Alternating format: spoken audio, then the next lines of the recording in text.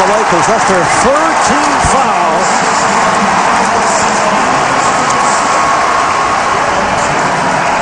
Foul call on Pau Gasol. Pau Gasol on this loose ball. Looks like he tries to pull Amar'e Stoudemire down. It's a tough call there.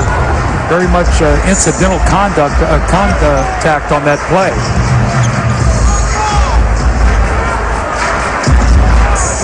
Hill play by Bryant. Looks to go baseline. Bryant went down trying to draw the foul. So Grant Hill, who had a huge game 2, he helped bring the Suns back with 14 of his 23. In the third quarter, hit a couple of jumpers here at the start. Gasol, rebound Richardson.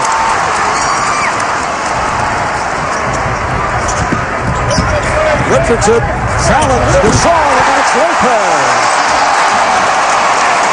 Suns general manager Steve Kerr giving credit to assistant coaches Bill Cartwright and John Shoemake, who feels very instrumental in the improvement by Lopez this season. Nice move by Gasol, it counts, and the foul. What I love about Lopez, he's got a motor, Mark. When you got a big guy that's got that kind of motor, that kind of energy, he's going to get better because he's going to be able to get in the gym and really work. That's a nice little give and go that time by Gasol going down the lane. He gets the easy score. Touch foul by Amar'e Stoudemire. You got to stay away from that one.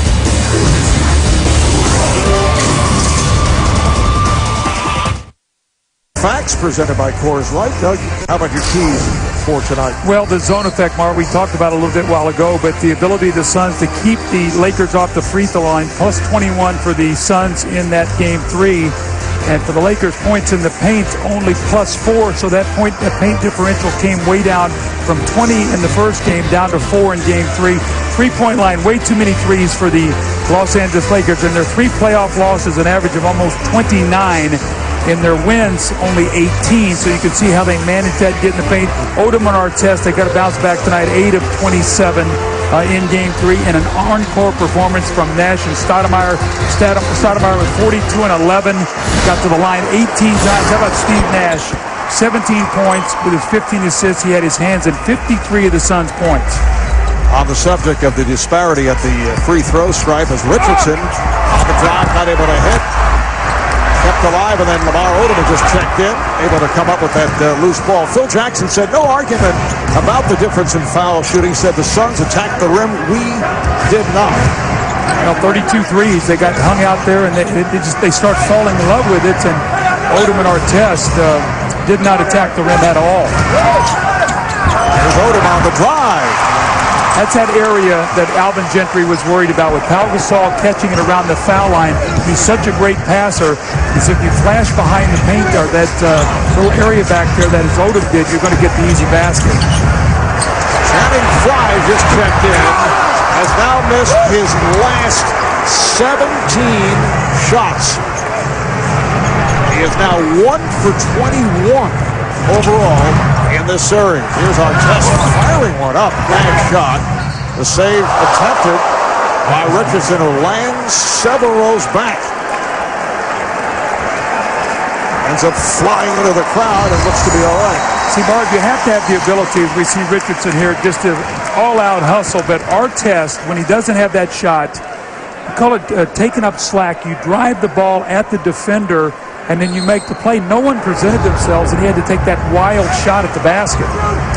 Lamar Odom coming on for Andrew Bynum after 2 excellent games. Not a factor the other night. Artest. That's that area again. Artest and Gasol both should be very effective. Foul line extended tonight, so keep our eye on that area to see if the Lakers continue attack. 7-0 run for the Lakers. Artest has hit 3 of his first 4. Hill for 3. Deflected out. The officials looking at each other, and they say last touch by the Suns. It's interesting. Kobe Bryant has come out tonight, only taken 1 shot in the game. Mark, remember in Game 3, he came out with the Suns playing man-to-man, 7 of 9, had 15 points and 4 assists, and then they went to zone, and he continued to play well, but it really stymied the rest of his teammates. And over the past 8 games since Kobe had that knee drained, he's averaged 32 points, 7 assists, shooting 52%, and the Lakers have won 8 of their last 9. He had turnover problems early in the playoffs before that happened. Since he's had that knee brain, 2-to-1 assist to turnover ratio. Shot clock down to 3. Beautiful feed inside, and Gasol able to convert. Lakers up 17-12 on 9 unanswered points.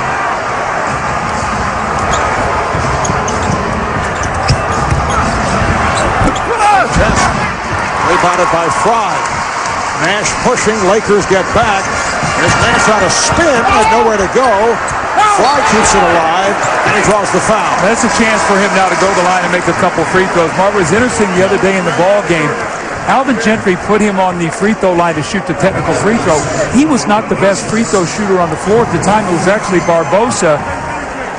Alvin Gentry was hoping that maybe Fry would step up there and knock that free throw in, which he did. And maybe he saw the ball go in the basket, but it did not help the rest of his game.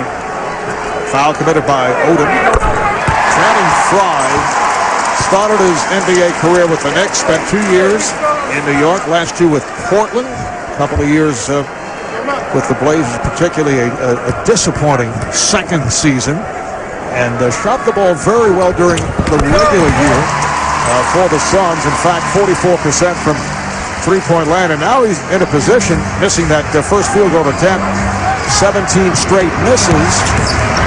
He is closing in on the all-time postseason record, which is a dubious distinction. Most consecutive misses in the playoffs. Sam Cassell at one point for the Boston Celtics, 2008, missed 20 in a row. Fisher backs up and hits. It's a two-pointer.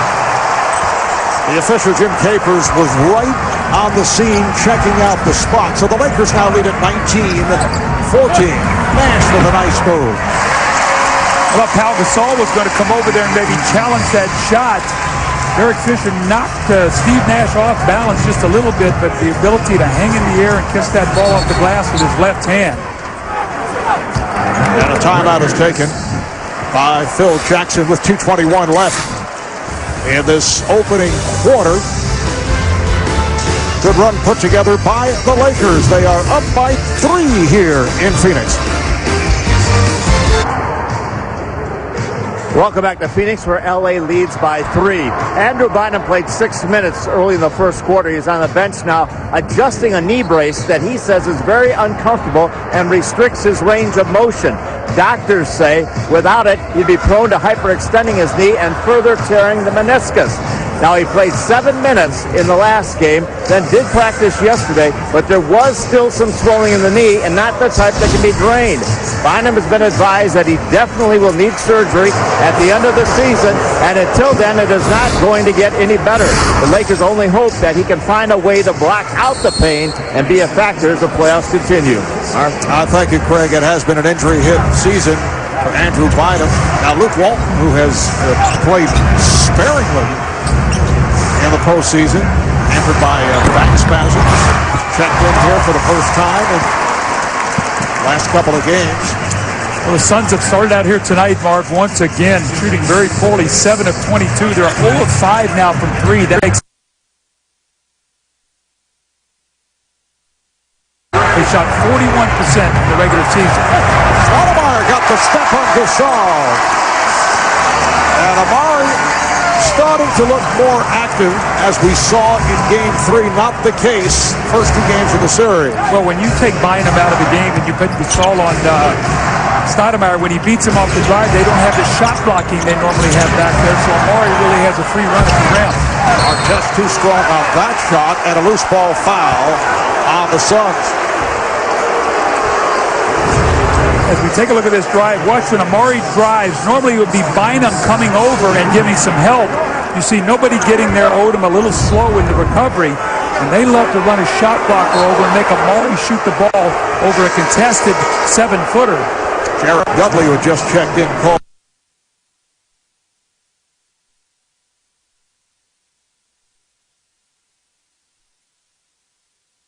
Guards, Gasol, Walton, and Odom up front.